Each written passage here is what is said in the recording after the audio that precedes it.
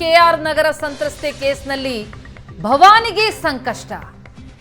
ಭವಾನಿ ರೇವಣ್ಣ ಜಾಮೀನು ಅರ್ಜಿ ವಿಚಾರಣೆ ಮುಂದೂಡಿಕೆಯಾಗಿದೆ.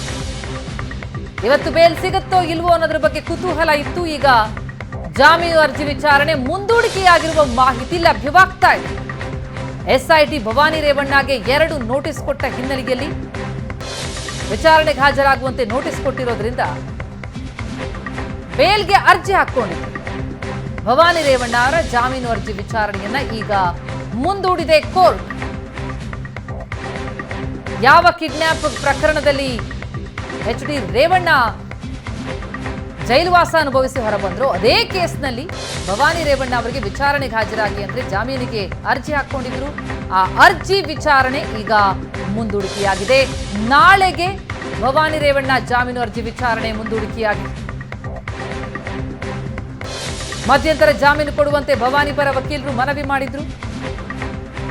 ಬೆಂಗಳೂರು ಸೆಷನ್ಸ್ ಕೋರ್ಟ್ನಲ್ಲಿ ಭವಾನಿ ಜಾಮೀನು ಅರ್ಜಿ ವಿಚಾರಣೆ ನಡೆಯೋದಿತ್ತು. ನಾಳೆಗೆ ಈಗ ಆ ಅರ್ಜಿ ವಿಚಾರಣೆ ಮುಂದೂಡಿಕೆಯಾಗಿದೆ.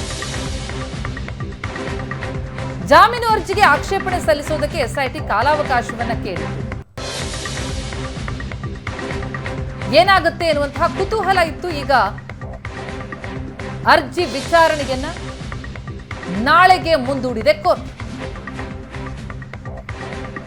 ಕೆಆರ್ ನಗರ ಸಂತ್ರಸ್ತೆಯ ಕೇಸ್ನಲ್ಲಿ ಭವಾನಿಗೂ ಸಂಕಷ್ಟ ಎದುರಾಗಿತ್ತು. ನಿರೀಕ್ಷಣಾ ಜಾಮೀನಿಗೆ ಕೋರ್ಟ್ ಮೊರೆ ಹೋಗಿದ್ರು ಭವಾನಿ.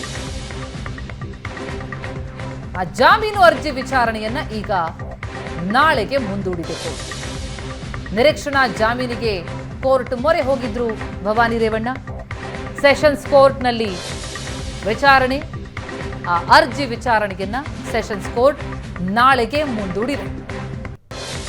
ಇದೇ ಕಿಡ್ನಾಪ್ ಪ್ರಕರಣಕ್ಕೆ ಸಂಬಂಧಪಟ್ಟಂತೆ ಎಚ್.ಡಿ. ರೇವಣ್ಣ ಎಸ್ಐಟಿ ವಿಚಾರಣೆಯನ್ನು ಎದುರಿಸಿದ್ರು, ಜೈಲುವಾಸ ಅನುಭವಿಸಿದ್ರು, ನಂತರ ಬೇಲ್ ಪಡೆದು ಹೊರಗೆ ಬಂದಿದ್ದಾರೆ.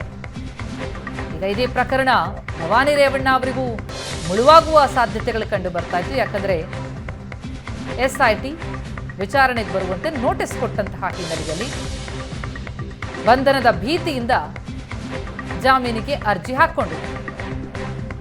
ಎಸ್ಐಟಿ ಕೂಡ ಜಾಮೀನು ಅರ್ಜಿಗೆ ಆಕ್ಷೇಪಣೆ ಸಲ್ಲಿಸೋದಕ್ಕೆ ಕಾಲಾವಕಾಶ ಕೋರಿತು.